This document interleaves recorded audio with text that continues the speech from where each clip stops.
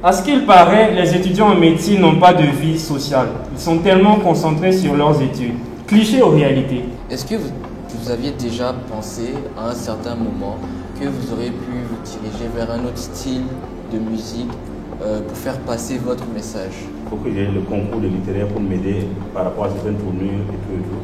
Ça va peut-être prendre du temps, sinon, mais je pense qu'à la fin, on va avoir la même copie. Cliché ou réalité?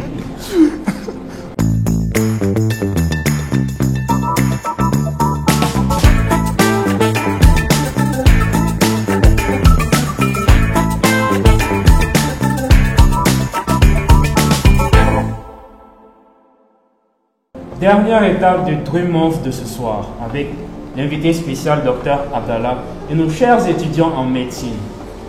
Nous sommes à la rubrique de questions-réponses pour nos invités. Nous allons débuter avec la première partie. Il s'agit de la boîte à clichés. Vous savez, les clichés, ce sont les idées arrêtées que nous avons sur certains domaines et par rapport à certains sujets. Nous allons poser ces questions aux étudiants en médecine. J'explique les règles, il va falloir répondre par cliché ou réalité. Alors, première question. À ce qu'il paraît, les étudiants en médecine n'ont pas de vie sociale. Ils sont tellement concentrés sur leurs études. Cliché ou réalité? Les étudiants en médecine, ça c'est une attaque, hein, donc rendez-vous.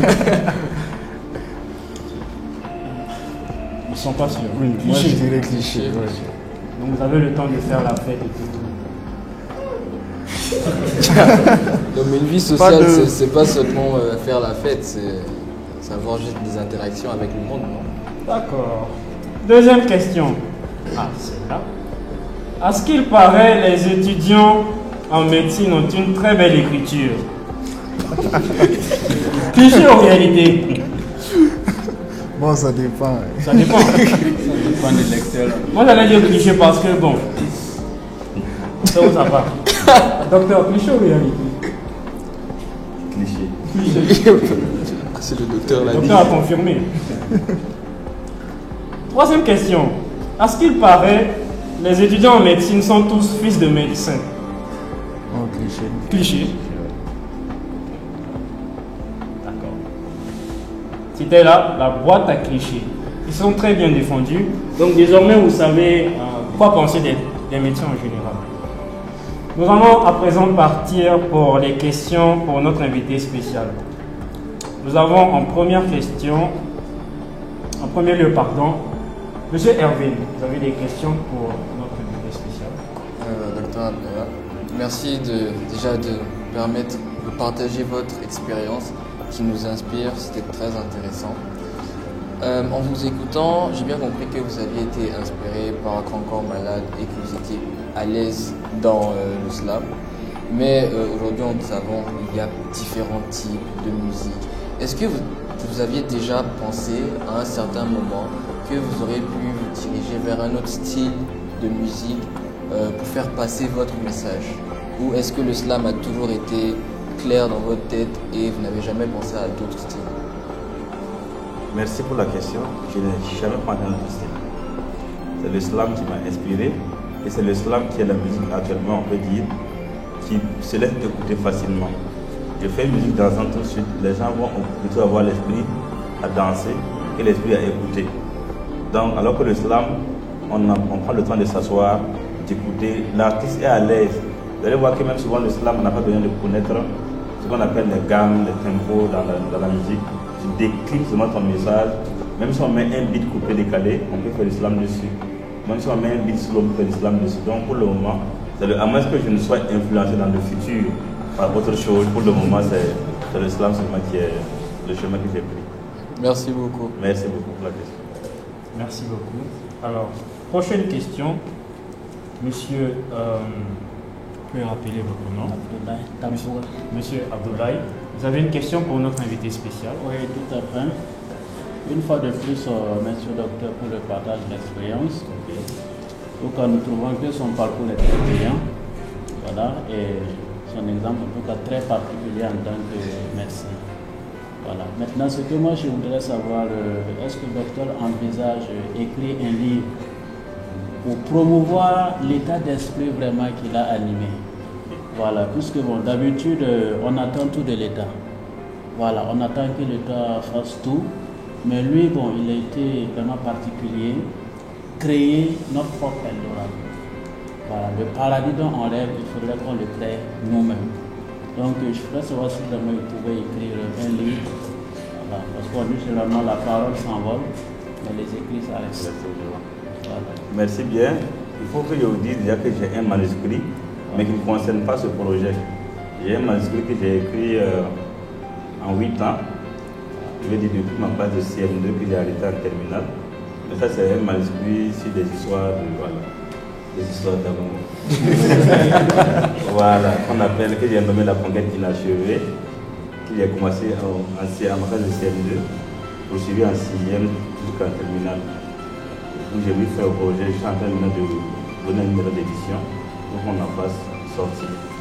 Donc, pour dire que l'écriture, j'aime bien l'écriture. Et le projet en question dont vous parlez, je vais le faire sous forme d'écrit. Mais je suis en train d'abord de le faire sous forme d'article, qu'on va publier dans des journaux scientifiques. Et après, maintenant, en faire un livre, je suis en train de commencer. Quand ça va finir, je ne sais pas, parce que ça prend beaucoup de temps d'écrire. Et vu que je ne suis même pas moi-même un littéraire, il faut que j'ai le concours de littéraire pour m'aider par rapport à certaines tournures et tout et tout. Ça va peut-être prendre du temps, sinon, mais je pense qu'à la fin, on va avoir un produit. C'est déjà positif. Merci bien. Merci bien.